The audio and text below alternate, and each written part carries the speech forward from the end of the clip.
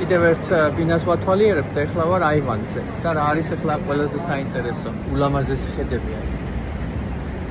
აი ერთი ხედი, პირდაპირ მაიამი მდინარეზე გადის. მეორე ხედი აქეთ, სალომე, გამარჯობა. აი აქ შენდება შენობა. აი ეს შენობა. აქ ამ შენობაში იქნება 1.5 მილიონიდან დაიწყება ბინები, მაგრამ ეს შენობა პირდაპირ ჩადგება აი ამ ბინის წინ და ნაწილს, ესე იგი, ხედის წაიღებს, ხო?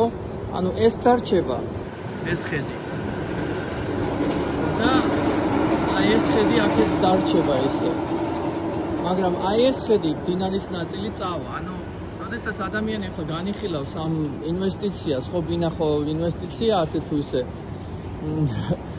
უნდა განიხილოს ისეც, რომ როდესაც ადამიანი ახლა ამ ბინაში ამდენ ფულს გადაიხდის, აი ეს ხედი დაიკარგება და რამდენად იმოქმედებს ეს ყველაფერი ფასზე.